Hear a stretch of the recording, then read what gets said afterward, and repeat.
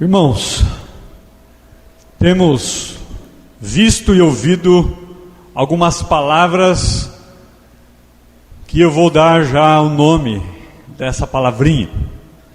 E eu quero, juntamente com essa palavrinha, fazer com que você pense comigo na palavra remédios. Nunca se falou tanto de remédio no mundo como nos dias de hoje.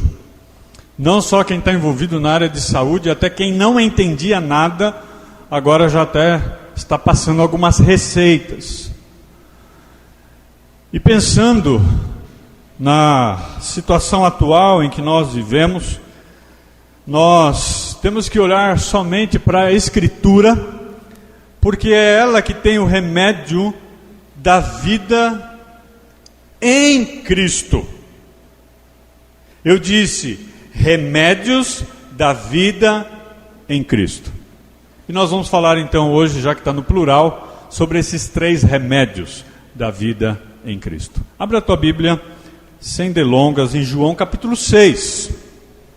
João capítulo 6 mostra o antídoto, o remédio em que Jesus deixou para cada um de nós, deixou para a tua igreja. Em João capítulo 6, nós temos aqui a preocupação de João de falar sobre aquelas pessoas que não estão tomando o remédio, mas também fala daquelas pessoas que já tomaram e outros que vão tomar. E o que esse remédio faz? Todos acharam? Como nós temos a ceia do Senhor hoje, nós vamos então nos prender nesses 4 versículos. Então diz assim a Escritura em João 6, 53 a 56.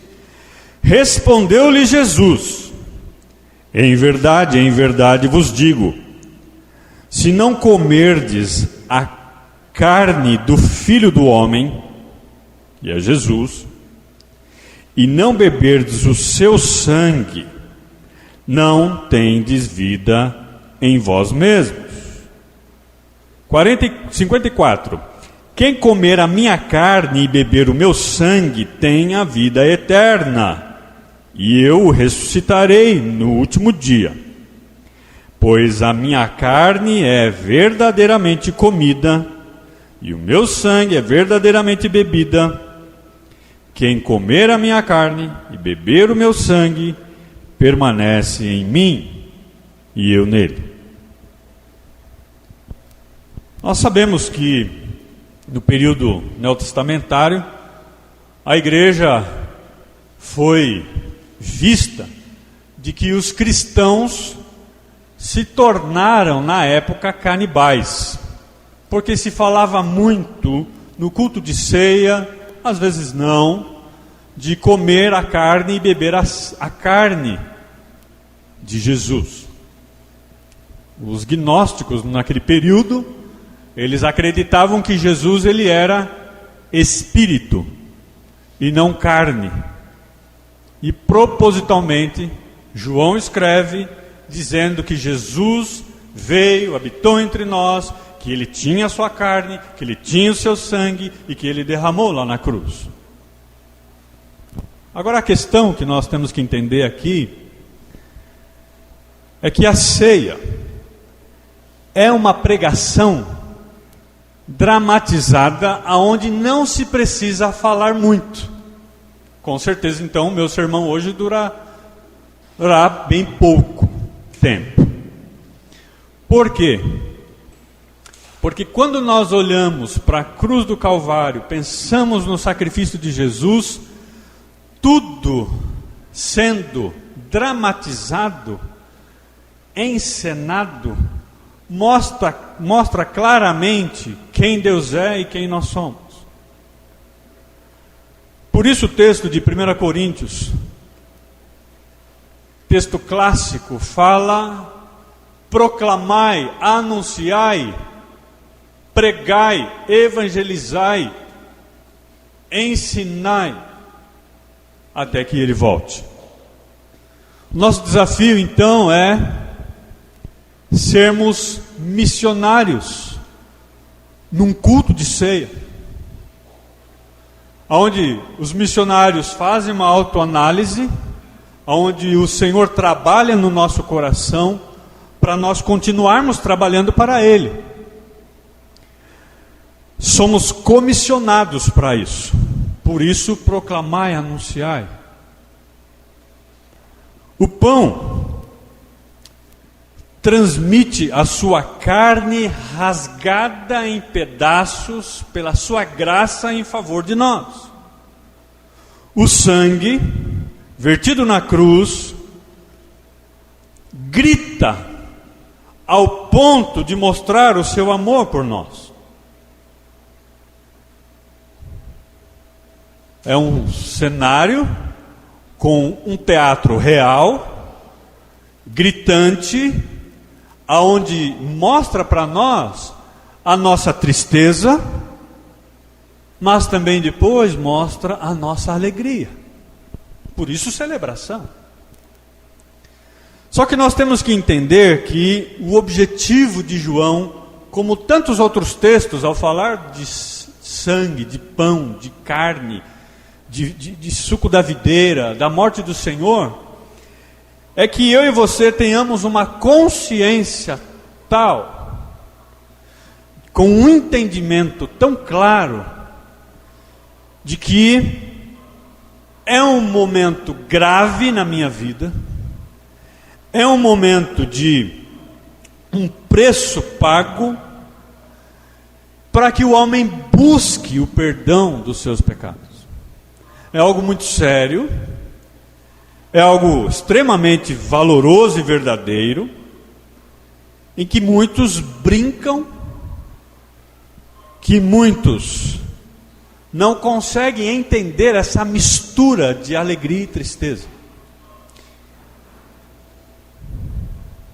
O propósito de João é que eu e você tenhamos esse equilíbrio com esses remédios da vida em Cristo. Porque uma pessoa que toma muito bem os seus remédios é uma pessoa equilibrada, uma pessoa saudável. Será que de fato a mensagem da cruz ainda me incomoda? Porque o texto que nós acabamos de ler é uma ordem direta, que nos cutuca com afirmações que nos confrontam, não é verdade? Dá vontade de ficar lendo esse texto todas as vezes que nós estamos perturbados, irritados, amargos. Nós precisamos olhar esse texto. Comer e beber é o sinônimo de se alimentar, de estar saudável, como eu disse, equilibrado. Só que não é um alimento qualquer, a não ser somente Jesus Cristo. O Cordeiro Pascal morto no matadouro, chamado Calvário, na qual não abriu a sua boca. A ceia mostra então uma única forma de nós, seres humanos, cristãos, termos uma vida de obediência. Se queremos ver se estamos vivendo em obediência, é só olhar para a ceia do Senhor, é só olhar para o Calvário. O catolicismo que pregava a transubstanciação, que nós achamos isso impossível. Como que eu posso comer a carne de Cristo e beber o seu sangue hoje? A nossa própria razão já diz que é impossível. Mas olha só o texto que nós acabamos de ler, onde ele aponta com convicção o que nós estamos falando e meditando. Preste bem atenção no verso 63. Diz assim o verso 63. O Espírito é o que vivifica. O Espírito é vida. A carne para nada aproveita. Já até apodreceu quando morre. As palavras que eu vos tenho dito, que nós acabamos de ouvir, Jesus está dizendo, são espírito e são vida. Então nós não podemos pegar o texto e interpretá-lo de uma forma literária, O que é uma forma literária? Quando é literal. Comer a carne, beber o sangue. Não, não é literal. A palavra espiritual, o texto fala. Porque o Espírito vivifica. A carne não serve para nada. A palavra de Deus diz que Jesus é a porta. Ele não é uma porta. É um sinônimo que diz de que ele é uma entrada, que vale a pena, que ele é luz, que ele é lâmpada, de que é ele que pode iluminar a nossa vida e nos dar uma vida não nas trevas. Então nós conseguimos observar no verso 63 de que comer e beber no sentido espiritual e não literal nos dá condições e lógicas de termos uma vida repleta em Cristo. Agora voltando para o nosso texto, respondeu-lhe Jesus. Jesus vai dizer agora: verdade, em verdade, eu estou afirmando, pode confiar e crer, se não comerdes a carne. Interessante que Jesus está aqui convidando: venha a mim e coma. Em verdade eu vos digo, se você não vier até mim e comerdes a minha carne, sua vida não terá sentido. Comer a carne do Filho do Homem, que é Jesus Cristo, eu mesmo. Depois ele dá uma outra ordem: não beberdes o seu cálice, o seu sangue, não tem vida em vós mesmos. Então nós podemos dividir aqui esse primeiro remédio, esse primeiro antídoto, da seguinte forma: quem vem e come, quem vem, come. Simples. Não tem como comer se não vier. Em segundo lugar, quem crê, bebe. Então o beber de Cristo é crer. O comer de Cristo é andar, é vir, é estar com Ele. Algumas pessoas morreram essa semana e eu fiquei sabendo. Inclusive teve um que eu dei até aula para ele. Não sei se a Deja ficou sabendo, conhecia, Márcia Nuzete. Tinha uma irmã chamada Elizabeth, uma morena. E a outra não me lembro agora, mas ele tem um irmão chamado Ivan. Tinha um outro também. Ele se jogou ali na Fernão Dias, em frente do Spani. Caiu lá. Ficou sabendo? Viu o vídeo? Pois é. A questão é que eu e você talvez não vimos alguém que caiu e morreu, ou um outro anúncio no TV, no jornal, na internet, seja o que for.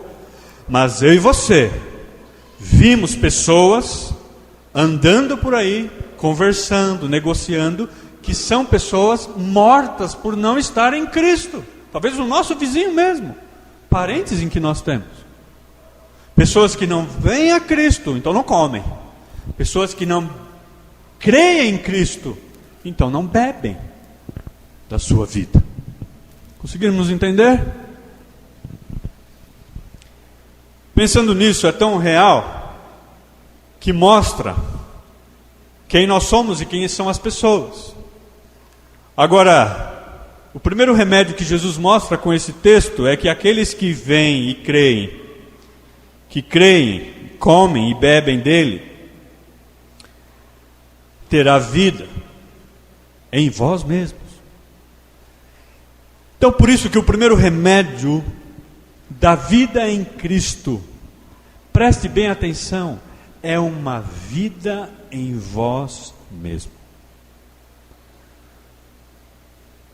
Sabe quando uma pessoa tem que tomar uma vacina, um remédio e produzir anticorpos, aquela coisa toda? Jesus faz isso em nós, nos dando essa vida, que eu quero colocar aqui, esse remédio Porque é uma vida abundante. Não é um remédio que precisa colocar mais algumas outras coisas. Os médicos escreveram até alguns livros, anotações com o Covid, e agora estão tendo que escrever os livros novamente, porque o que eles estavam fazendo estava errado. Quando começou o coronavírus, não, venha para o hospital. E agora, se alguém está com corona, o que fala? Vem agora. Estão mudando, não é? Então, irmãos, nós começamos a perceber de que o homem, ele busca o que é certo, embora não sabe, e vai levar. Jesus chega primeiro. E ele fala, eu tenho o primeiro remédio para você. O remédio abundante. Talvez eu possa colocar aqui uma vida abundante, mas é uma vida, trocando em miúdos, uma vida madura. Uma vida em que você olha para aquela pessoa, ela consegue ter maturidade cristã. Irmãos, ao tomarmos a ceia hoje, nós temos que nos avaliarmos. Eu tenho o remédio de uma nova vida abundante ao ponto de ter a maturidade de tratar as pessoas, de resolver questões e conflitos. Porque eu criei nele, eu comi da sua carne, eu fui até ele, eu bebi o seu sangue, eu me entreguei ao Salvador, amém? Mas essa nova vida em Jesus, esse remédio tem que fazer efeito ao ponto de nós termos uma maturidade, de se cuidar e cuidar também de outros. Eu nunca vi também, como nós falamos aqui, falar tanto de remédio, mas tanto de política no ano passado, com eleições, em que igrejas racharam. E que dá vontade de pegar essa Bíblia aqui, dar na cabeça, para que acordem ao ponto, vocês não têm maturidade cristã para tratar assuntos que seja de política e tantas outras coisas. A palavra de Deus fala que nós vamos julgar os anjos. Nós estamos em Cristo num patamar elevadíssimo. E que nós precisamos resolver as nossas questões com essa maturidade, porque Ele me deu esse remédio, esse antídoto, essa nova vida que é madura, que é abundante. O texto fala no verso 53, beberdes não tendes vidas em vós mesmos, mas eu experimentei, então eu tenho vida. Não quero tomar muito tempo agora, vamos para o segundo remédio. O segundo remédio vai fazer um exercício entre eu e você. É verdade que a gente olha para o mundo hoje, tem muita coisa feia, tem muita coisa difícil. O mundo em que a gente olha, como diz os teólogos, é um oceano cheio de lágrimas. Só que eu quero desafiar você de que o texto não só está falando para nós olharmos exteriormente, mas o texto está nos convidando agora a olharmos também interiormente. E quando eu olho para mim, e eu espero que quando você olhe para a sua vida também, nós enxergamos tragédias muito piores. Nós conseguimos enxergar dentro do nosso coração, escondido naqueles quartinhos, coisas que estão podres, fedidas. Nós acabamos de falar aqui de que muitas vezes nós não tratamos o irmão como irmão. Fica com picuinha, não mostra essa vida abundância, não tem maturidade. E como é que nós vamos tomar ceia? Como é que nós vamos servir a Deus? E agora o verso 54 e 55, que faz com que eu e você avalie o exterior, mas principalmente o interior. Veja que há algo verdadeiro dentro de nós. Sejamos corajosos. Será que há humildade em nós? Pureza em nós? Virtudes? Sinceridade? Amor? Alegria? Irmãos, você e eu podemos buscar no universo inteiro algo para matar a nossa fome, a nossa sede, nós não vamos encontrar. Você pode comprar uma pizza e matar a sua fome. Depois você vai ter fome de novo. Você pode abrir um refrigerante, vai matar a sua sede. Melhor um copo d'água, mas depois vai ter sede de novo. Você pode e eu buscarmos prazeres em tantas outras coisas. Mas não há no universo alguém que pode calar o coração humano, matar a sua sede e a sua fome espiritual. E isso é verdade. Por isso, o avaliar-se a si mesmo. E eu olho para dentro de mim. Se eu não tenho Cristo, como vou desfrutar essa comunhão com Deus? Mas se eu tenho Cristo, eu poderei desfrutar. E aí nós encontramos o segundo remédio que o texto fala. Quem comer da minha carne e beber do meu sangue, tem o segundo remédio. Tem uma vida nova. Semana passada nós estudamos também o livro de João falando sobre crente fake, crente feio. Até cantei a musiquinha, alguns irmãos gostaram, mas que na verdade não tem nada de bom naquela música. Mas no sentido de que um cristão que foi vacinado em Cristo por comer e beber da sua carne, além de ter uma vida abundante, madura, ele tem uma nova vida. E essa nova vida, irmãos, é para a eternidade. Em outras palavras, preste bem atenção, essa vida em Jesus, a eternidade começa já. Começa agora. E nós observamos pessoas que se dizem cristãos e que estão esperando viver a eternidade só depois que morrer. Não, a vida eterna é agora, é já. Por isso que o texto de João também fala que aqueles que não creem em Jesus, já também, agora nesse exato momento, estão sendo julgados. Não é que vai morrer e depois vai ser julgado, não, já estão julgados, sendo julgados. E nós que temos bebido e comido da pessoa de Cristo, que cremos nele, temos que nos avaliar a nossa maturidade dessa vida abundante. E agora temos que nos avaliar dessa nova vida eterna, que começa agora. Viva como um príncipe, viva como uma princesa numa realeza de Deus. Porque a palavra de Deus diz que em Cristo nós nos tornamos reis, e não qualquer um. E quantos crentes estão vivendo como plebeus, como escravos do pecado? Não faz sentido algum. Ao tomarmos a ceia, olhamos para dentro de nós, temos que mudar dentro de nós. A minha vida tem que ser uma fonte a jorrar. Pergunte para si, e eu pergunto para mim: nós somos uma fonte ou nós somos um deserto? Irmãos, nós somos uma fonte que está jorrando, que as pessoas vêm, te procuram, me dão uma orientação, ora por mim, me aconselha, me discipula, me exorta. Ou a nossa vida não tem sentido e é um deserto,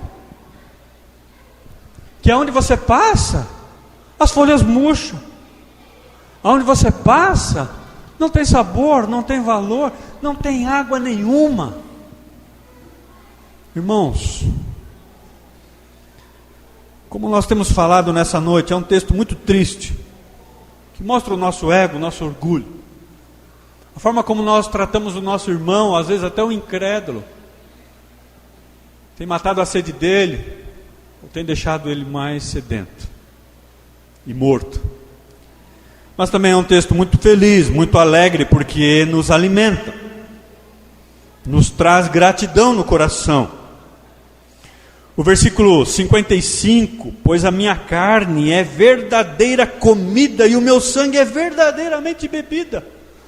Não vamos perder tempo em ficar comendo lixo por aí, e sim, continuar crendo e indo à cruz. Coma e beba de mim agora, diz o Senhor, nessa vida eterna. É claro que nós vamos morrer, mas ainda morto e ainda enterrado, nós sabemos que nós em Cristo vamos subir. A ideia do texto é que A morte, que é tão poderosa, não terá poder sobre nós. Nós temos muito mais poder em Cristo nessa nova vida do que a própria morte. E nós caminhamos agora para o último remédio que o Senhor Jesus ofereceu na cruz. O remédio de uma vida abundante, madura. O remédio de uma nova vida, uma vida eterna que começa agora. E o verso 56 fala de uma vida plena, uma vida completa. Um remédio que é suficiente para tudo e para todos. O verso 56 diz: quem comer a minha carne e beber o meu sangue, permanece em mim e eu nele. Por isso é uma vida plena. Porque Jesus está dizendo: eu vou estar em você, você vai estar em mim. E nós juntos vamos mudar o mundo. Mas é verdade ou não é que nós olhamos para nós? Não vamos ficar olhando para os outros que se dizem cristãos. E nós parece que não estamos vivendo uma vida plena em Jesus. Sim ou não? Sim. Uma vida chutando pedrinha, reclamando, murmurando de tudo. E o texto fala que é uma vida admirável, repleta, completa, uma vida plena de comunhão real com o Senhor. Viver uma vida justa, pura, respeitável, amável, de boa fama, de virtudes. Nada de vazio. E aí sim a nossa vida começa a fazer toda a diferença daquilo que Jesus fez no Calvário. Com essas 3 vidas, esses 3 remédios fantásticos, que vai aprumando, que vai alinhando, que vai fazendo com que nós somos transformados de glória em glória. Moisés, quando esteve na presença de Deus, crendo em Deus, comendo e bebendo de Deus, o seu rosto brilhava tanto que tinha que colocar um lençol para as pessoas conseguirem olhar para ele. Só que com o tempo aquilo foi diminuindo e as pessoas começaram a desobedecer Moisés e a Deus. Agora em Jesus Cristo a nossa vida é diferente. É o inverso. Porque eu em Jesus, eu como, eu bebo, eu começo a vir devagar, eu começo a entender. E aí eu tenho uma vida abundante. Começo a ter maturidade. Depois eu começo a ter uma vida nova, que é agora para a eternidade. E depois eu começo a ter uma vida que tem tanto sentido, que ela é tão real, ela é tão completa, que é uma vida plena em Jesus, de que eu não preciso mais daquilo que o mundo, como Paulo disse, considero tudo como refúgio, como esterco, como cocô, como lixo, como caca, a não ser só Jesus. E aí esse cristão começa a viver essa nova vida, o rosto dele começa a brilhar, as palavras dele começam a saciar a si mesmo e as pessoas. Eu falo: nossa, eu disse isso, não acredito que eu falei isso, porque eu estou vivendo isso. E assim então a sua vida brilha como o sol da justiça. É isso que Deus quer para nós. Um Moisés diferente, que brilha pouco e cada dia vai brilhando cada vez mais. A palavra de Deus diz que assim é a vida do justo.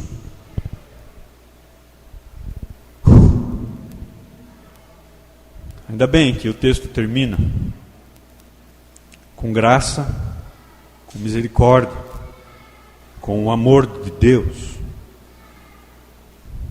Todos nós queremos viver essa vida que Ele nos oferece. Eu vou permanecer em você para sempre, e você está ligado em mim para sempre. Não existe mais poder do que na cruz. Ela nos dá a vida. Vida em abundante. Vida em abundância.